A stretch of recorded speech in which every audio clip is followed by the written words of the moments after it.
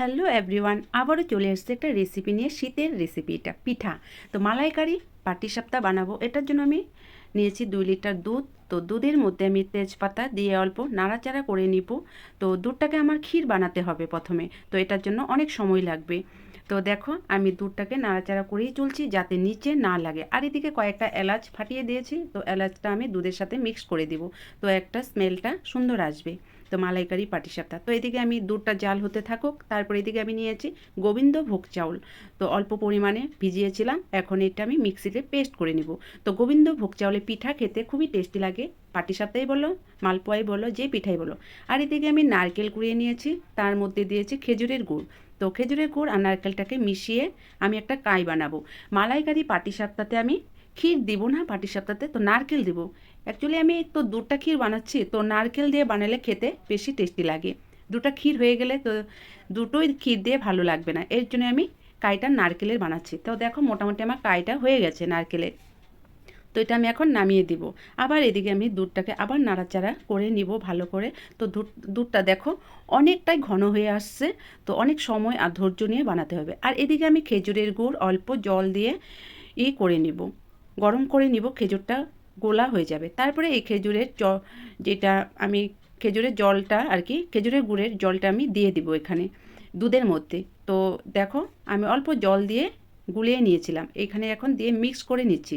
আর এটা কন্টিনিউ নাড়াচাড়া করতে হবে, না হলে নিচে লেগে যাবে। আর গ্যাসের ফ্লেমটা কমিয়ে দিতে হবে। তো দেখো এদিকে আমি একটা বেটার বানিয়ে নিব পাটিসাপটার জন্য।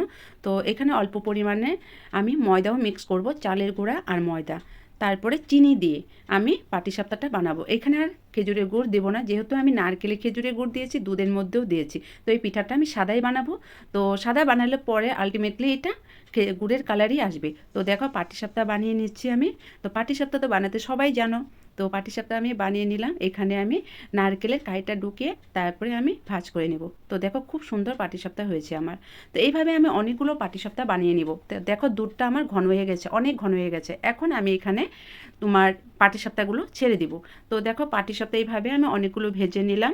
ভাজার পরে আবার দুধটাকে অল্প দেখলাম, দেখার পরে তো পাটিসাপটাগুলোকে এখন আমি ছেড়ে দিব। মালাইকারি পাটিসাপটা খেতে কিন্তু দারুণ লাগে, তো খুবই টেস্টি হয়। আমার ছেলে মেয়ে আমার হাজব্যান্ড সবাই ভালোবাসে, আমিও ভালোবাসি।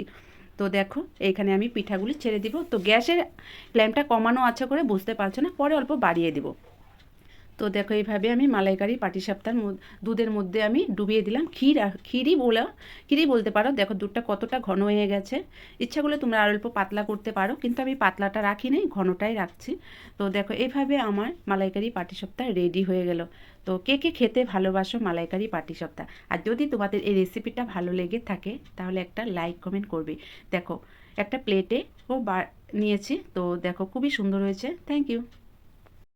যদি তোমাদের রেসিপিটা ভালো লেগে থাকে তাহলে একটা লাইক কমেন্ট করবে প্লিজ। Thank you.